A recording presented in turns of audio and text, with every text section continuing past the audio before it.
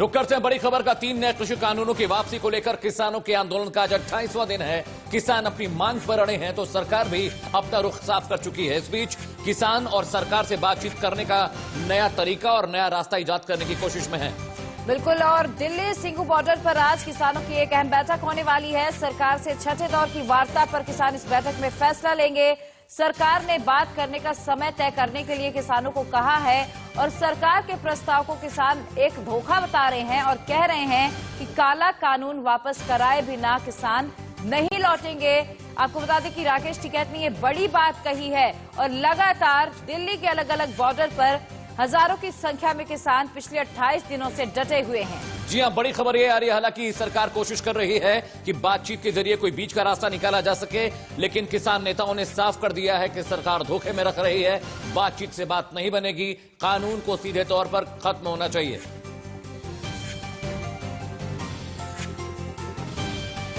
इधर सिंघू बॉर्डर पर किसान नेताओं ने अपनी आगे की रणनीति पर एक पीसी की है। इस दौरान किसान नेता ने अपने आंदोलन की योजना पर एक एक बात विस्तार में रखी। इसमें देशवासियों से अनशन रखने, टोल प्लाजा फ्री करने, उद्योगपतियों का विरोध करने, केंद्र के भेजे पत्र पर जवाब देने और ब्रिटिश पीएम को 26 जनवरी पर भारत आने से रोकने जैसे खास मुद्दे शामिल किए गए।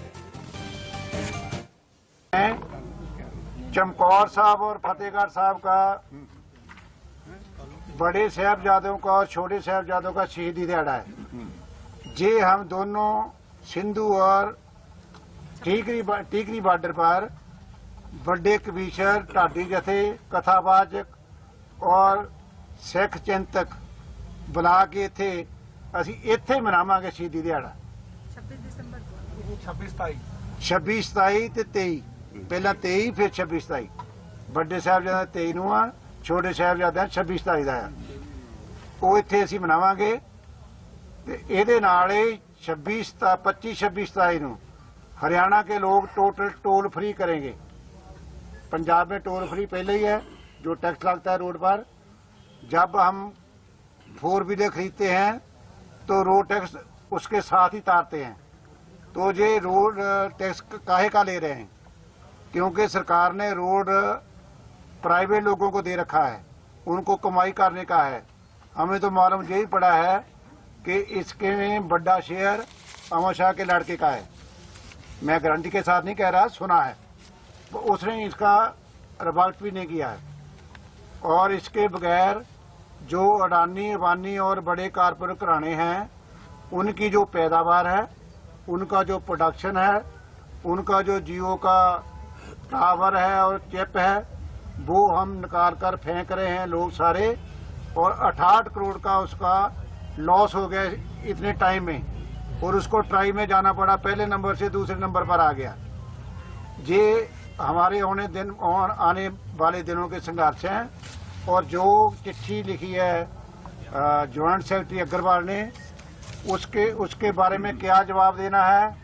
भारत के सभी जो संगठन है 472, उनकी तरफ से जो कमेटी बनी हुई है वो लेकर देंगे। और उस मीटिंग में जाना है कि नहीं जाना है, कब जाना है, किसके बुलावे पर जाना है, वो को फैसला होगा। कोई और इंडियन एम्बेसी के बारे में थोड़ा सा। हाँ, जो हमारे भारत की सरकार ने 26 जनवरी को इंग्लैंड के प्रधानमंत्री को बुला रखा है, उसके बारे में हम इंग्लैंड के एमपीज को लिख रहे हैं कि वो अपने प्रधानमंत्री को रोकने की कोशिश करें। किसानों और केंद्र के बीच कोई सहमति नहीं बन पाई है, लेकिन किसान नेता अपनी मांग को लेकर लगातार अड़े हुए हैं।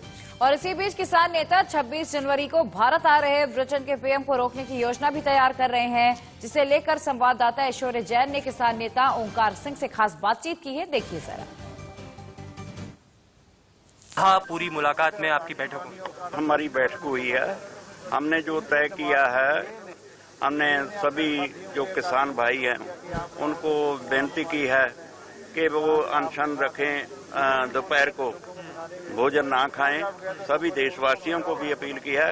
और इसी के साथ हमने 25 26 27 को ये जो टोल प्लाजे हैं, जैसे पंजाब में बंद हैं, वैसे ही हरियाणा में बंद करने का हमने कहा है। उनको कहा है कि इनको भी फ्री किया जाए तो हम अपनी ओर से ये जो फैसले हैं ये कर रहे हैं, और जो सरकार की तरफ से हमको लेटर लिखा गया उसके जवाब में मीटिंग होगी संयुक्त मोर्चा की, उसमें विचार किया जाएगा मीटिंग करनी है या नहीं करनी है तय किया जाएगा। एक बहुत बड़ी बात भी आपने कहा प्रेस कॉन्फ्रेंस के दौरान कि जो 26 जनवरी यानी गणतंत्र दिवस पर यूके के प्राइम मिनिस्टर को इनवाइट किया गया है, बोरिस जॉनसन को, आप लोग मेंबर ऑफ पार्लियामेंट को लिखेंगे, ब्रिटिश मेंबर ऑफ पार्लियामेंट को, कि उनको रोका जाए वहां से।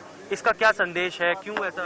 देखो, संदेश तो ऐसा है क्योंकि वहाँ की पार्लियामेंट मेंबरों ने पहले ही कंडेम किया है हमारे देश के प्रधानमंत्री को, ऐसे ही दूसरियां पार्लियामेंट मेंबरों ने दूसरे देशों के उन्होंने भी कंडेम किया है। इसलिए हमने उनको अपील की, मीडिया के जरिए हमने उनको बेनती की है जो वहाँ के पार्लियामेंट मेंबर हैं कि वो अपने जो उनके प्रधानमंत्री है उनको रोकें जहाँ आने के लिए, क्योंकि जहाँ जो मतलब लोकतंत्र का गहान किया जा रहा है, लोकतंत्र की बर्बादी की जा रही है मोदी जी द्वारा, इसको रोका जाए, इसमें उनको शामिल नहीं होना चाहिए, इसलिए हमने अपील की है। इधर कृषि आंदोलन में शामिल किसानों को ठंड से बचाने के लिए एनआरआईज ने सामान भिजवाया है। इस रिपोर्ट का जायजा लिया है हमारे संवाददाता जतिन गोस्वामी। बॉर्डर पर मैं मौजूद हूं। किसान लगातार अपनी व्यवस्था करने में यहाँ जुटे हैं क्योंकि उन्होंने कहा है कि आंदोलन अभी लंबा चलने वाला है। जब तक सरकार नहीं सुनती है, कोई नतीजा नहीं निकलता है, तो वो इसी तरह से आंदोलन पर बैठे रहेंगे। मैं आपको तस्वीरें दिखाता हूं, पीछे बहुत महत्वपूर्ण है। 150 गीजर यहाँ पर पहुंचे हैं। एनआरआई लोगों ने इसके लिए मदद की है। किसानों के लिए ये जो गीजर हैं वो भेजे गए हैं। आप देखिए यहाँ पर जो गीजर हैं उनको यहाँ उतारा जा रहा है, और सिर्फ गीजर नहीं बल्कि यहाँ पर सैकड़ों की संख्या में वॉशिंग मशीनें भी पहुंच रही हैं, जिससे जो किसानों के कपड़े हैं उनको धोया जा सके। और सुबह के वक्त किसानों को ठंड काफी ज्यादा निश्चित तौर पर महसूस हो रही थी क्योंकि कड़ाके की सर्दी है, तो अब गर्म पानी होगा तो उससे वो नहाएंगे, और खाने में भी गर्म पानी का इस्तेमाल जो है वो अब आसानी से हो पाएगा। इस ट्रक में कुछ कंबल भी आए हैं, और इसके अलावा जो टूथब्रश हैं, जुराबे हैं, इसके अलावा पानी की पेटियां आई हैं, और जो रोजमर्रा का जरूरी सामान है वो यहाँ पर पहुंचा है। यहाँ पर जूस भी पहुंचा है जो हमें बताया जा रहा है। क्या आया है इसमें और आगे क्या क्या आ रहा है? सर, हमें अपना हमारे भाई है एनआरआई बाहर से, वो हमें अपना फंडिंग कर रहे हैं। उन्होंने हमें अपना 10 लाख रुपए की अमाउंट से हम ये सामान लेके आए हैं, ठीक है, जिसमें अपना ये पानी हो गया, गीजर हो गया, जो भी अपना डेली की रूटीन वाइज वॉशिंग मशीन वगैरह हो गई, जो भी रूटीन में काम आ रहा है डेली के। कितनी वॉशिंग मशीन पहुंच रही है अभी? सर, हमने 1 लाख रुपए की वॉशिंग मशीन ली है, ठीक है जी। 1 लाख रुपए का हमने पानी लिया मिनिमम, जो भी यहाँ पे जो भी सामान लेके आए हैं, ठीक है ना, जो भी किसानों के काम आ सकता है वो सारा पूरा कंप्लीट ट्राले में सामान है। तरपाल वगैरह भी लेके आए जो तंबू लगा के किसान रह सके, वो ठंड में ना मर सके। कितनी मुश्किल हो रही थी बिना गीजर और वॉशिंग मशीन के? बिल्कुल सर, किसान बीमार हो रहे हैं, ठंड बहुत ज्यादा है, पानी की अपना गर्म पानी की जरूरत है ही है, इसलिए इसकी जरूरत थी, इसीलिए लेके आए। आ सकते हैं कि जो आंदोलन है वो किस तरह से तेजी पकड़ रहा है, और किसान आने वाले कई महीनों का जो परमानेंट इंतजाम है वो यहाँ पर करते जा रहे हैं। और इधर उत्तर प्रदेश के ग्रेटर नोएडा में कृषि कानून के खिलाफ प्रदर्शन किया गया। रिपोर्ट देखिए जरा। उत्तर प्रदेश के ग्रेटर नोएडा में कृषि कानून के खिलाफ बड़ी संख्या में किसानों ने प्रदर्शन किया।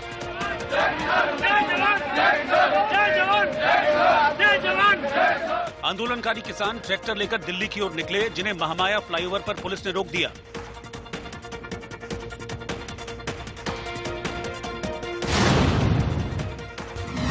महाराष्ट्र के अलग अलग जिलों से किसान मुंबई के बांद्रा के कलेक्टर दफ्तर के बाहर पहुंचे और प्रदर्शन किया।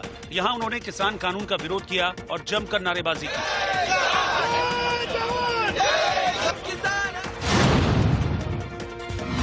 दिल्ली के टिकरी बॉर्डर पर कड़ाके की ठंड के बीच किसानों ने अर्धनग्न होकर किसान कानून के खिलाफ प्रदर्शन किया।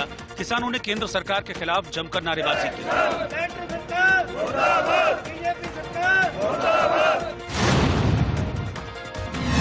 उत्तर प्रदेश की गाजियाबाद में दिल्ली जाने वाले रास्ते के बंद होने की वजह से लंबा जाम लग गया। इस वजह से यहां से गुजरने वाले लोगों को भारी परेशानी झेलनी पड़ी।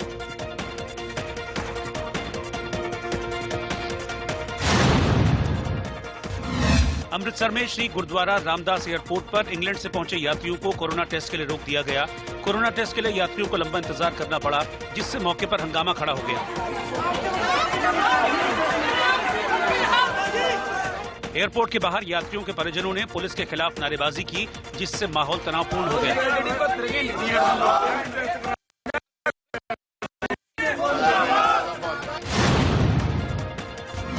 जम्मू कश्मीर के श्रीनगर में डीडीसी चुनाव में जीतने वाले प्रत्याशियों के समर्थकों ने जमकर जश्न मनाया। समर्थकों ने ढोल बजाए और डांस किया।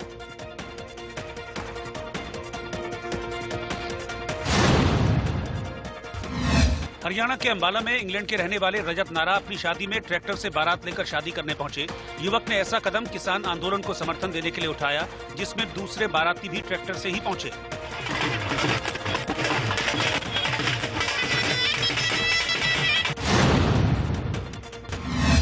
कांग्रेस के वरिष्ठ नेता मोतीलाल वोरा के पार्थिव शरीर को छत्तीसगढ़ की राजधानी रायपुर में कांग्रेस दफ्तर में अंतिम दर्शन करने के लिए रखा गया। यहां आम लोगों ने उन्हें श्रद्धांजलि दी, साथ ही पुलिस के जवानों ने गार्ड ऑफ ऑनर दिया। खबर की कर लेते हैं। जम्मू कश्मीर जिला विकास परिषद यानी कि डीडीसी चुनाव के नतीजे घोषित हो गए हैं। चुनाव में 7 दलों का गुपकार गुट सबसे आगे निकल चुका है। डीडीसी चुनाव में गुपकार गुट सबसे आगे निकला। बीजेपी 67 सीटों पर जीत के साथ सबसे बड़ी पार्टी बनकर उभरी है। मुस्लिम बहुल इलाके में भी बीजेपी के हाथ 3 सीटें आई हैं। जम्मू के 6 जिलों में बीजेपी का होगा डीडीसी चेयरमैन। रिकॉर्ड 66 सीटों पर निर्दलीय जीत कराए। बड़ी खबर इस वक्त की यही है, हालांकि 370 हटने के बाद पहली बार कश्मीर के इतिहास में बिना हिंसा के चुनाव हुए हैं और बीजेपी ने 3 सीटें उस इलाके में निकाली हैं जो मुस्लिम बाहुल्य है, जो लगातार सरकार विरोधी कामों में लिप्त रही है। उस इलाके में 3 सीटें निकलना बहुत बड़ी जीत है बीजेपी के लिए।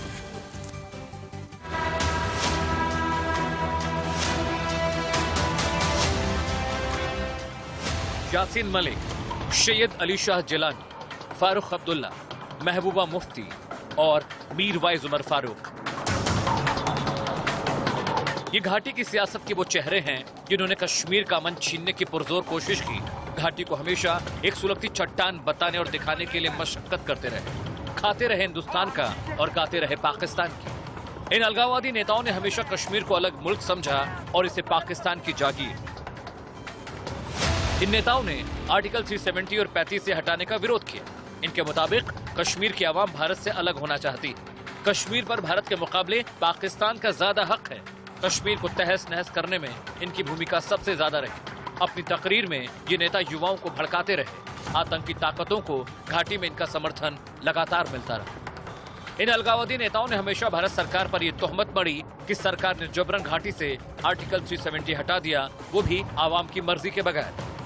महबूबा मुफ्ती और फारूक ने तो यहां तक कहा कि उनकी सरकार बनने पर वो आर्टिकल 370 को दोबारा लागू करने की कोशिश करेंगे। 370 हटने के बाद ये पहला चुनाव है और जिस तरह से 8 चरणों में वोटिंग हुई, हिंसा की खबरें नहीं आई, उससे एक बात तो साफ हो गई है कि यासीन मलिक और जिलानी जैसे नेता कश्मीर को लेकर आज तक दुनिया के सामने झूठ परोसते आए हैं। इन चुनावों के जरिए कश्मीर की जनता ने एक बात तो साफ कर दी है कि वो अमन चाहते हैं, हिंसा और धमाके नहीं। बीजेपी ऑफिस के बाहर सेलिब्रेशन का सिलसिला शुरू हो चुका है। आप देखेंगे यहाँ पर ढोल की थाप पर बीजेपी कार्यकर्ता जो है वो इस वक्त नाच रहे हैं, झूम रहे हैं और बड़ी जीत जो है इस वक्त कहीं ना कहीं यहाँ पर बीजेपी ने हासिल की है। जम्मू रीजन में खासतौर पे कश्मीर में जो 3 सीटें जो है वो हासिल की हैं, वो कहीं ना कहीं एक बड़ी चिंता का विषय कहीं ना कहीं उन राजनीतिक दलों के लिए जो कश्मीर में अभी तक जो है वो कहीं ना कहीं राज करेंगे। इन चुनावों के बाद पाकिस्तान सरकार की पेशानी पर भी बल पड़ता नजर आया, क्योंकि इन चुनावों की वजह से पाकिस्तान और अलगाववादी नेताओं के प्रोपेगेंडा की पोल खुल गई है। इन चुनावों ने पूरी दुनिया के सामने ये बात साबित कर दी कि कश्मीर के लिए मोदी सरकार ने जो फैसला किया उसे जनता ने पसंद किया है और यही वजह थी कि कश्मीर में कमल खिला। क्योंकि अगर 370 को लेकर जनता सरकार के खिलाफ होती तो बीजेपी का खाता तक नहीं खुलता। जम्मू से अजय जांडियाल और आयुष बिलाल के साथ Amit Singh, India news. DDC चुनाव को लेकर आईटीवी नेटवर्क के मैनेजिंग एडिटर ऋषभ गुलाटी में केंद्रीय वित्त राज्य मंत्री अनुराग ठाकुर से खास बातचीत की और उन्होंने क्या कुछ कहा, सुनिए जरा। और न्यूज एक्स और आप हमारे साथ चैनल पे जुड़ रहे हैं अनुराग ठाकुर जी, जो देश की राजनीति में एक बहुत महत्वपूर्ण कदम जो भारतीय जनता पार्टी ने बढ़ाया है। 18 महीने में सबसे बड़े election Jammu and Kashmir, DDC polls 180 seat में बीजेपी उम्मीदवार थी, रिजल्ट्स अब हमारे पास आ रहे हैं। अनुराग ठाकुर जी, आपके हिसाब से बीजेपी की सफलता है या कुछ बाकी रह गया?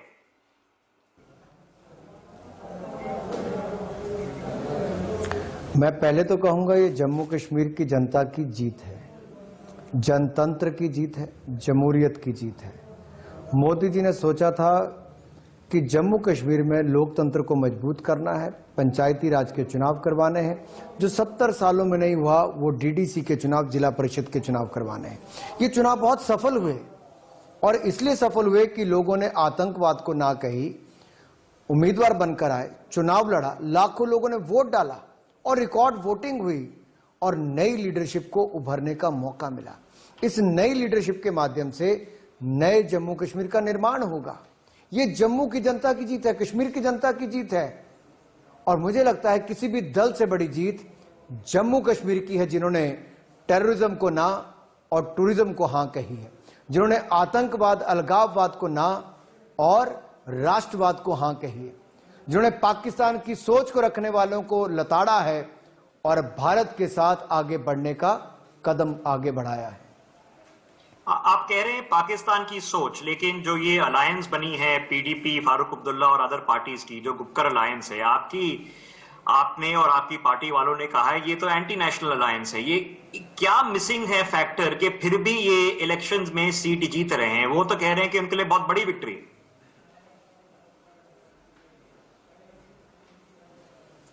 देखिए, भारतीय जनता पार्टी अब तक 75 सीटों पे आगे चल रही है। जितनी हम सीटें लड़े उसके हिसाब से बहुत अच्छा, शानदार प्रदर्शन अब तक रहा। लेकिन मैंने जैसा पहले कहा कि ये किसी दल से बड़ी जीत, ये जनतंत्र की जीत है, क्योंकि जम्मू कश्मीर के लोगों ने 70 साल तक डीडीसी के इलेक्शन नहीं थे, पहली बार हुए हैं और इनको डराने का प्रयास किया गया बंदूक से, बारूद से। लेकिन ना बंदूक की सुनी ना बारूद की, इन्होंने बैलेट के साथ जाने का काम किया। इनको घरों तक रहने के लिए, सीमित रहने के लिए कहा गया, लेकिन बाहर निकलकर लंबी लाइनें लगाकर चुनाव में वोटिंग की इन्होंने। यही नहीं, इनको कहा गया कि हमला हो सकता है और बंटोल प्लाजा पे 4 आतंकवादी मारे भी गए, सुरंग भी पकड़ी गई, लेकिन उसके बावजूद जम्मू कश्मीर की जनता ने बढ़ चढ़कर लोकतंत्र में भाग लिया है। पॉलिटिकल चर्चा चलती रहेगी, लेकिन इलेक्शंस हुए हैं, इस माहौल में हुए हैं और उनके रिजल्ट्स आ गए हैं, ये हम सबके लिए खुशखबरी है। अनुराग जी, हमारे साथ जुड़ने के लिए बहुत बहुत शुक्रिया। और अब बात डीडीसी चुनाव के रिजल्ट्स की कर लेते हैं। एक तरफ जम्मू कश्मीर से 370 हटाए जाने के बाद डीडीसी चुनाव के नतीजे आए, तो दूसरी तरफ 370 हटने का सबसे बड़ा फायदा महाराष्ट्र के फौजी अजीत पाटिल और कश्मीर के सुमन को हुआ है। लिहाजा देखिए कैसे सतारा के अजीत पाटिल और जम्मू कश्मीर की सुमन देवी एक बंधन में बंध गए। दोनों ने पहले किश्तवाड़ में कश्मीरी शैली में शादी की और फिर महाराष्ट्रियन तरीके से 7 फेरे लिए। दरअसल अनुच्छेद 370 फौजी अतीत और कश्मीर की सुमन की शादी में एक बड़ी रुकावट था। हालांकि इसको हटा दिए जाने के बाद दोनों एक दूजे के हो गए। ती बहिणीकडे राहायला आलेली होती आणि तिथे आमची ओळख झाली। त्यातून पुढे आमचं एक दोघांचं प्रेम संबंध जुळून आमचं लग्नाची वाटचाल पुढे सुरू झाली। मेरे को यहाँ पे बहुत अच्छा लगा। यहाँ का माहौल बहुत अच्छा है। यहाँ पे मतलब यहाँ के लोग बहुत अच्छे हैं। यहाँ घूम भी फिर भी सकते हैं, घूम भी सकते हैं, बाहर जा भी सकते हैं और हम दोनों की शादी होगी बस। ये बहुत अच्छे हैं। दरअसल साल 2019 में आर्मी एजुकेशन इंस्ट्रक्टर की पोस्ट पर नौकरी मिलने के बाद अजीत की पहली पोस्टिंग झांसी में हुई, जहां उनके एक कश्मीरी फौजी मित्र के पास किश्तवाड़ की सुमन मेहमान के रूप में कुछ दिनों के लिए रहने आई। इस दौरान दोनों एक दूसरे को पसंद करने लगे, लेकिन दोनों के प्यार के बीच 370 सबसे बड़ी बाधा थी। लेकिन जैसे मोदी सरकार ने ये बंधन हटाया तो अजीत किश्तवाड़ गए, जहां गांव के पंचों ने उनकी बात सुनी और शादी को तैयार हो गए। लिहाजा 27 नवंबर को अजीत और सुमन की पहले कश्मीरी कल्चर से किश्तवाड़ में शादी हुई और फिर 18 दिसंबर को महाराष्ट्रियन कल्चर से दोनों एक दूसरे से जन्म जन्म के लिए बंध गए। और अगली बड़ी खबर पाकिस्तान से आ रही है। पाकिस्तान में इमरान सरकार की घेरेबंदी की तैयारियां हो गई हैं। पीडीएम आज से शुरू करने जा रही है दूसरे चरण का आंदोलन। लगातार पाकिस्तान में सियासी हलचल मची हुई है। बिल्कुल, और इमरान सरकार के खिलाफ शुरू होने जा रहा है आंदोलन और मर्दन में पहली मीटिंग पीडीएम की ओर से होगी और उसके बाद जो आगे की रणनीति है वो तय की जाएगी। तो लगातार इमरान सरकार अपने ही मुल्क में घिरती हुई दिखाई दे रही है। इधर पीएम मोदी को राखी संदेश भेजने वाली बलूच कार्यकर्ता की कनाडा में संदिग्ध परिस्थितियों में मौत हो गई है। रिपोर्ट देखिए जरा। कार्यकर्ता करीमा बलूच कनाडा के हार्बर फ्रंट में संदिग्ध परिस्थितियों में मृत पाई गईं। बलूच ने साल 2016 में पाकिस्तान से भागकर कनाडा में शरण ली थी। 2016 में उन्होंने पीएम मोदी को रक्षाबंधन पर संदेश भेजा था। कई केस में आरोपी दिल्ली के पूर्व निर्दलीय विधायक रामवीर शौकीन को 2 साल बाद गिरफ्तार कर लिया गया। शौकीन सितंबर 2018 में उत्तर प्रदेश की बागपत जेल से दिल्ली के सफदरजंग अस्पताल में इलाज के लिए लाए गए थे, जहां से वो फरार हो गए थे। समाजवादी पार्टी के सांसद आजम खान को उत्तर प्रदेश के मुरादाबाद कोर्ट में पेश किया गया। पूर्व सांसद जयप्रदा पर अभद्र टिप्पणी के मामले में ये पेशी हुई। बिहार के बेगूसराय में रास्ते के विवाद में एक महिला की गोली मारकर हत्या कर दी गई। वहीं मौके पर मौजूद लोगों ने एक आरोपी को पकड़ लिया और उसकी पीट कर हत्या कर दी। उत्तर प्रदेश में रामपुर के स्वार इलाके में एक युवती पर 2 लोगों ने तेजाब से हमला कर दिया। पुरानी रंजिश में हमले का शक जताया जा रहा है। अमेरिका के नव निर्वाचित राष्ट्रपति जो बाइडेन ने सार्वजनिक रूप से कोरोना वायरस का पहला टीका लगवाया। इसे खास तौर पर टीवी पर लाइव दिखाया गया ताकि लोगों में इसके प्रति जागरूकता फैले। लंदन में कोरोना वायरस का नया स्ट्रेन मिलने से पूरी दुनिया में दहशत है, क्योंकि वहां से भारत लौटी 2 फ्लाइट में 7 कोरोना पॉजिटिव मिले। बिल्कुल, और इनमें से एक फ्लाइट दिल्ली पहुंची है। इनमें 266 यात्रियों में 5 को संक्रमित पाया गया। वहीं 2 पॉजिटिव कोलकाता में मिले हैं, जो लंदन से कोलकाता के लिए आए हुए थे। लिहाजा देखिए कैसे मुंबई एयरपोर्ट पर 2 फ्लाइट के यात्रियों को ब्रिटेन से लौटने पर अलग अलग बसों में बिठाया गया और वहां से सीधे होटल ले जाया गया, जहां सभी पैसेंजर्स और क्रू मेंबर्स को आइसोलेशन में रखा गया है, क्योंकि महाराष्ट्र सरकार ने मिडिल ईस्ट और यूरोप से आने वाले सभी यात्रियों को 14 दिनों तक इंस्टीट्यूशनल क्वारंटीन में रखने का आदेश दिया है। लिहाजा होटल्स तक पहुंचाने के लिए 50 से अधिक बेस्ट बसों का इंतजाम किया गया और हर ट्रिप के बाद बसों को पहले सैनिटाइज किया गया। इसके बाद ही किसी को इसमें बैठाया गया। हालांकि कुछ यात्रियों ने इस पर नाराजगी जाहिर की और कहा कि उन्हें इस बारे में पहले से कोई जानकारी क्यों नहीं दी गई। आएगा ना, रिपोर्ट बिना थोड़ी ना आएगा। कोरोना में सबका धंधा बने, होटल का धंधा करवाने का चक्कर है। दूसरा पैसे गरम, जेब गरम कर रहे हैं इन लोगों को। जेब गरम क्या, इनके पास में पैसे नहीं है, होटल वाले का धंधा करा रहे हैं इन लोग। जब उन लोग लंदन से बैठेंगे तो रिपोर्ट कराएगा तभी तो आएंगे इधर। तो क्या यूके के अंदर कुछ वैक्सीन वगैरह कुछ था ही नहीं? यूके का क्या फालतू है सब टेस्ट वगैरह। यात्रियों का इंतजार करते परिवार वाले इस बात पर भी नाराज थे कि आइसोलेशन के दौरान होटल का खर्च भी उन्हें अपनी जेब से ही भरना पड़ेगा। मेरे मामा बोलते हैं यूके से कितना बम उठा? वो सुबह से फ्लाइट में थे। अब उनको तो वो तो रिपोर्ट लेके बैठे हैं, नेगेटिव का रिपोर्ट है। अब यहाँ इंडिया आने के बाद उनको अभी फ्लाइट समझो 1-1.5 घंटे से फ्लाइट का डोर भी ओपन नहीं किया उन लोगों ने। और अंदर अनाउंस हो रहा है कि 7 दिन के लिए आपको क्वारंटाइन होना पड़ेगा, होटल का खर्चा सब आपको देना पड़ेगा। अगर उनको पहले से पता होता कि वो लोग इंडिया के अंदर अगर क्वारंटाइन होना पड़ेगा तो वहीं से आने इंडिया नहीं आते, वो लोग वहीं रुक जाते। अगर कोई बंदा 1 वीक के लिए आ रहा हो, 1 वीक क्वारंटाइन होकर फिर से यूके चला जाएगा। उनके बाद उधर दिल्ली में पाए गए संक्रमितों के सैंपल रिसर्च के लिए एनसीडीसी यानी national centre for disease control भेजे गए। साथ ही सभी पैसेंजर्स और क्रू मेंबर्स को आइसोलेशन में रखा गया। अभी नए स्ट्रेन की बात वहाँ के प्रधानमंत्री जी ने कही है कि काफ़ी सारे लोग नए स्ट्रेन के मिले हैं और वो काफ़ी ज़्यादा संक्रामक है, बहुत तेज़ी से फैल रहा है, उनका कहना ही है। और डाटा भी बता रहा है कि अब जैसे लंदन में इंग्लैंड के अंदर 5-7 हज़ार केस आते थे, अब 30,000 से ज़्यादा पर डे केस आ रहे हैं। तो एकदम से काफ़ी ज़्यादा स्पर्ट वहाँ पर आया है और इसी वजह से कल हमने रिक्वेस्ट की थी केंद्र सरकार को कि भाई यूके से आने वाली सारी फ्लाइट्स को बंद किया जाए और केंद्र सरकार ने आज से सारी फ्लाइट्स बंद कर दी हैं।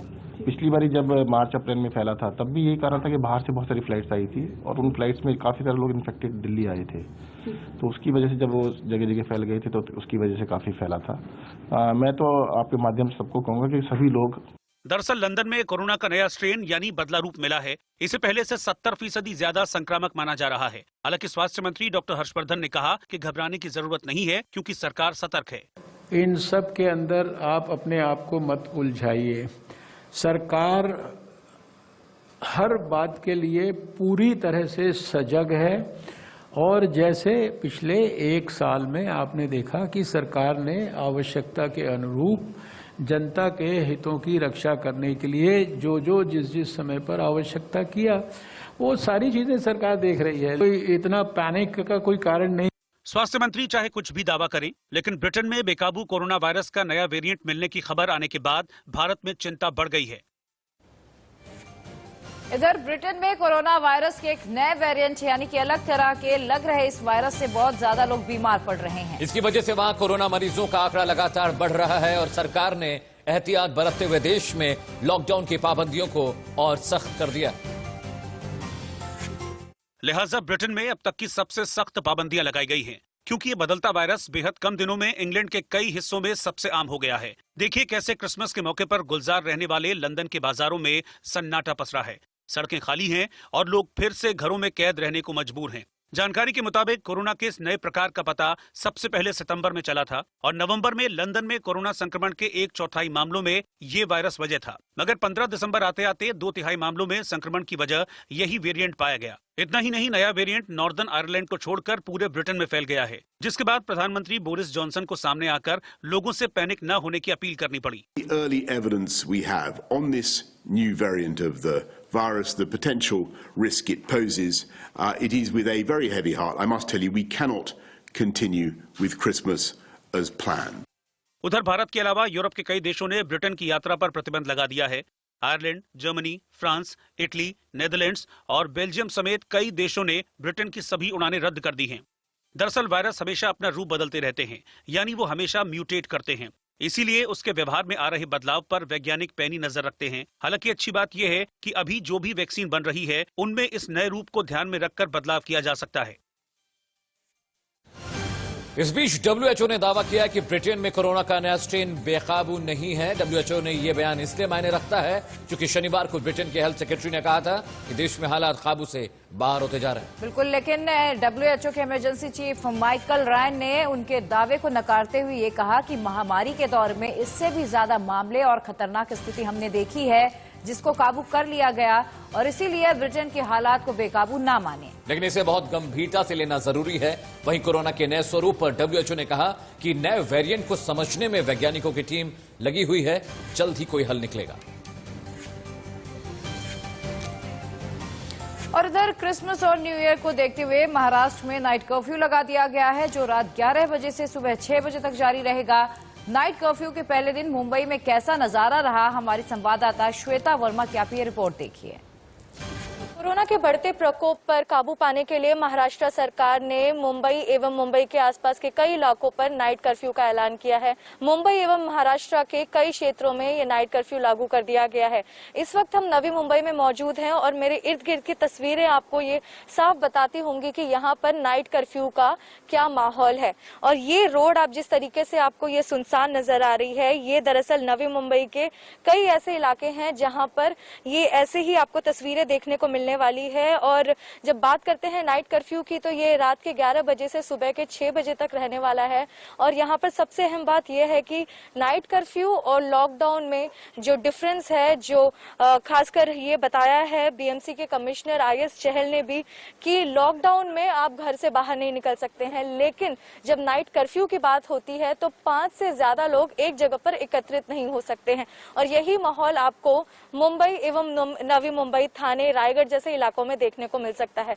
हालांकि ये सड़क इस वक्त आपको सुनसान नजर आ रही है और उस तरफ अगर मेरे कैमरा पर्सन आपको दिखा सके, वो हाईवे है जो कनेक्ट करता है, वहां पर वाहन चल रहे हैं, लेकिन लोगों की आवाजाही पर भारी कमी देखने को नजर आ रही है, क्योंकि यहाँ पर अब लोगों को समझ में आ गया है कि कोरोना का ये दूसरी जो लहर है ये सबके लिए बहुत ही घातक साबित हो सकती है। क्योंकि जिन दिनों में हमने देखा कि अब यूके में न्यू स्ट्रेन कोरोना का जो पाया गया है, उसके बाद से कई कुछ नए गाइडलाइंस, नए रूल्स लागू कर दिए गए हैं। और इसमें महाराष्ट्र सरकार ने सबसे बड़ा फैसला यह लिया है कि नाइट कर्फ्यू होगा और जितने भी परिवहन है उसे भी चेक करके दिया जाएगा और फ्लाइट्स की जब तक बात आती है उनमें भी नए SOPs जारी कर दिए गए हैं। कैमरा पर्सन राजू शर्मा के साथ श्वेता वर्मा, इंडिया न्यूज, नवी मुंबई। रुक करते हैं बड़ी खबर का। अयोध्या में भगवान राम के भव्य मंदिर के निर्माण को लेकर तैयारियां जोरों पर हैं। अयोध्या में राम मंदिर निर्माण समिति की 8 सदस्यों की कमेटी ने श्री राम जन्मभूमि तीर्थ क्षेत्र ट्रस्ट को अपनी रिपोर्ट सौंप दी है। बिल्कुल, ये बड़ी खबर। राम मंदिर की नींव के पिलर पर ट्रस्ट को रिपोर्ट सौंपी गई है। रिपोर्ट पे पत्थरों के पिलर्स लगाने की सिफारिश की गई है। आपको बता दें कि 29 दिसंबर को दिल्ली में ट्रस्ट की एक बैठक होगी, जिसमें ये फैसला लिया जाएगा कि मंदिर कितना भव्य बनेगा। और ट्रस्ट के कोषाध्यक्ष गोविंद देवगिरी ने ITV नेटवर्क से बातचीत की है, वो भी आपको बताएंगे। अयोध्या के राम मंदिर में 1200 पिलर लगाने का पूरा प्लान तैयार किया गया है, यानी कि आप अंदाजा लगा सकते हैं कि अयोध्या में बनने वाला श्री राम मंदिर कितना भव्य होने वाला है।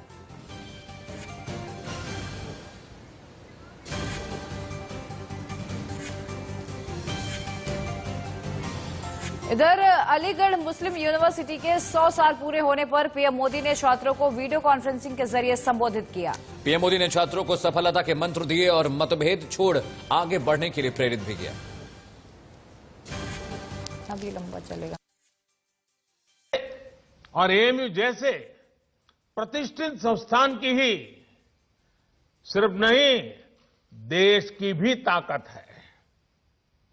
हमें इस शक्ति को न भूलना है, न ही इसे कमजोर पड़ने देना है। एएमयू के कैंपस में एक भारत श्रेष्ठ भारत की भावना दिनों दिन मजबूत होती रहे, हमें मिलकर इसके लिए काम करना है। आज देश गरीबों के लिए जो योजनाएं बना रहा है, जो बिना किसी मत मजहब के भेद के हर वर्ग तक पहुंच रही हैं, बिना किसी भेदभाव 40 करोड़ से ज्यादा गरीबों के बैंक खाते खुले, बिना किसी भेदभाव 2 करोड़ से ज्यादा गरीबों को पक्के घर दिए गए, बिना किसी भेदभाव 8 करोड़ से ज्यादा महिलाओं को गैस कनेक्शन मिला। और इस वक्त की ब्रेकिंग न्यूज आपको बता देते हैं। प्रयागराज के इको प्लांट में बड़ा हादसा हुआ है। अमोनिया गैस का रिसाव हुआ है, जिससे 2 अफसरों की मौत की खबर आ रही है। 12 कर्मचारियों की हालत गंभीर बताई जा रही है। इलाज जारी, कर्मचारियों का अस्पताल में इलाज चला। बड़ी खबर इलाहाबाद के प्रयागराज से है, जहां पे इको प्लांट में बड़ा हादसा पेश आया है। अमोनिया गैस का रिसाव हुआ, जिसकी वजह से मौके पर 2 अफसरों की मौत हो गई है और करीब 12 कर्मचारियों की हालत बेहद गंभीर है, जिन्हें अस्पताल में दाखिल किया गया, वहां उनका इलाज चल रहा है। बड़ी खबर इस वक्त की। बिल्कुल, तो ये ब्रेकिंग न्यूज आपको बता रहे हैं, जहां प्रयागराज के इफ्को प्लांट में ये बड़ा हादसा हुआ है। अमोनिया गैस का रिसाव हुआ है, जिससे 2 ऑफिसर्स की मौत की खबर है, जबकि 12 कर्मचारियों की हालत गंभीर बताई जा रही है, जिन्हें इलाज के लिए अस्पताल में भर्ती कराया गया है। और देखिए, अमोनिया गैस का रिसाव हुआ है, जाहिर सी बात है उसमें केमिकल रहा होगा, जिस वजह से 2 कर्मचारियों की मौत हो गई है। वहीं करीब 12 ऐसे कर्मचारी हैं जो कि गंभीर रूप से आपको बता दें कि बीमार हैं और उन्हें फिलहाल हॉस्पिटल में भर्ती कराया गया है। रुक करते हैं अगली बड़ी खबर का। दिल्ली एनसीआर में घना कोहरा छाया हुआ है। विजिबिलिटी करीब 50 मीटर से भी कम हो गई। हाड़ कपाने वाली ठंड लगातार दिल्ली एनसीआर के लोगों को परेशान कर रही है और एयर क्वालिटी इंडेक्स भी बेहद खराब कैटेगरी में पहुंच गया है। बिल्कुल, और देखिए तस्वीरें आपको दिखा रहे हैं। आप तस्वीरें देखकर अंदाजा लगा रहे हैं और आप समझ सकते हैं कि किस तरीके से जो एयर क्वालिटी इंडेक्स है वो खराब स्तर पर पहुंच गया है। यानी कि एक तरफ दिल्ली वासी ठंड की चपेट में भी आ रहे हैं, दूसरी तरफ प्रदूषण का स्तर भी लगातार बढ़ता जा रहा है।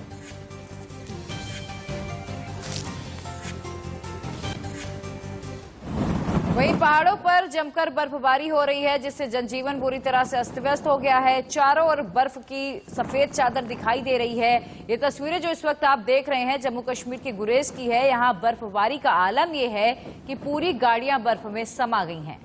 तस्वीरें आपकी टीवी स्क्रीन पर है। लगातार बर्फबारी हो रही है। इलाके में करीब 4 फीट बर्फ गिरी है, जिसकी वजह से आवाजाही बाधित हुई है और बर्फबारी की वजह से कई गाड़ियां बर्फ की ढेर के नीचे दब गई हैं, जिसकी वजह से यात्रियों को खासी दिक्कत का सामना करना पड़ा है। मौसम विभाग ने चेतावनी जारी की है कि आने वाले 4 दिनों में तापमान और गिरेगा, बर्फबारी और ज्यादा हो सकती है। इधर सरकार ने अगले साल फरवरी तक बोर्ड परीक्षाओं पर रोक लगा दी है। वजह क्या है, इस रिपोर्ट में देखिए। केंद्रीय शिक्षा मंत्री रमेश पोखरियाल निशंक ने ऐलान किया कि फरवरी 2021 तक बोर्ड की परीक्षाएं नहीं होंगी। साथ ही 10वीं और 12वीं कक्षा की बोर्ड परीक्षाएं घटाए गए सिलेबस के आधार पर होंगी। गुजरात के गांधीनगर जिले के कलोल शहर में एक धमाके से 2 घर ढह गए और 2 लोगों की मौत हो गई। ये हादसा ओएनजीसी की गैस पाइपलाइन में धमाके की वजह से हुआ। अभिनेत्री रकुलप्रीत सिंह फिल्म की शूटिंग के दौरान कोरोना वायरस से संक्रमित हो गईं। इसके बाद उन्होंने खुद को क्वारंटीन कर लिया है।